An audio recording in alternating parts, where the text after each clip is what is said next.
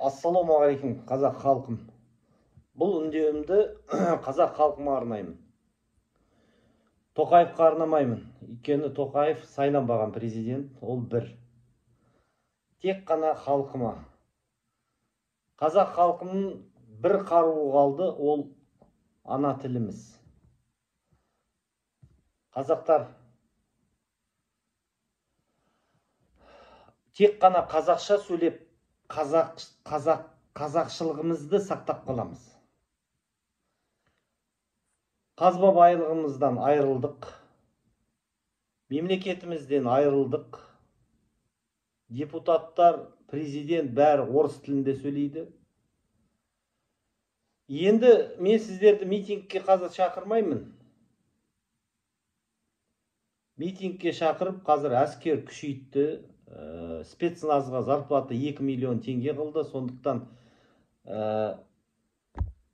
Сондықтан қазақтар барып, сендерді әдей сол КМБ-ға қанша митингке 20-30 адам бәрінде 15 суткіге жабады, жоқ, керек емес.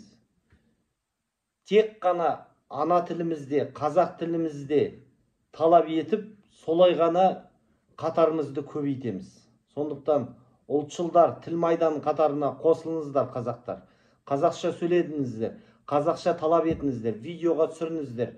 Бұл біздің жалғыз қаруымыз қазір қалған. Бір қаруымыз видеоға түсіріп, әкімшілік кодекстің 75-ші бабы 3-ші тармағында көрсетілген дискриминация по языковому признаку. Егерде сізге қазақ тілінде қызмет көрсетпесе, полиция қызметкерін шақырып, қазақ тілін талап етіңіз.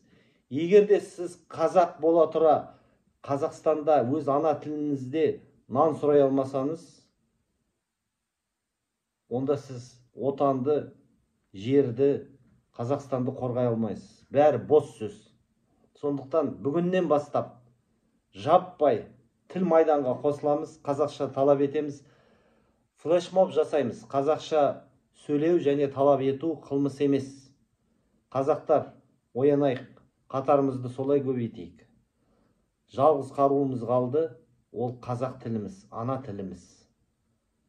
Ана тілінде, қазақ тілінде, жүрген жерімізде, кафеде, ресторанда, бүкіл касса билеттерінде қазақша талап етеміз.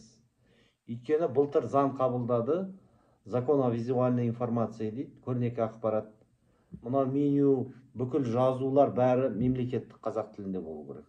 Соны талап етейік, қарапайым нәрседен бастайық. Ары қарай көре жатармыз. Қатарымыз көбейсін, тіл майданы жасасын. Ал енді, мысалы, Аблязов, я обращаюсь к Тоқаеву дейді, орыс тілінде үндеу жасап жатыр.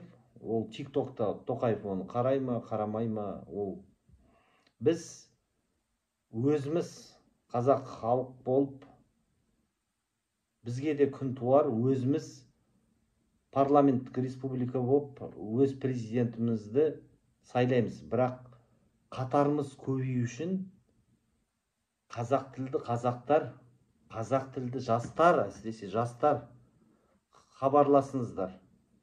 Байланыс телефоным +380 680 25 27 25. Ұлтшылдар партияның қатарына қосылыңыздар, қазақтар.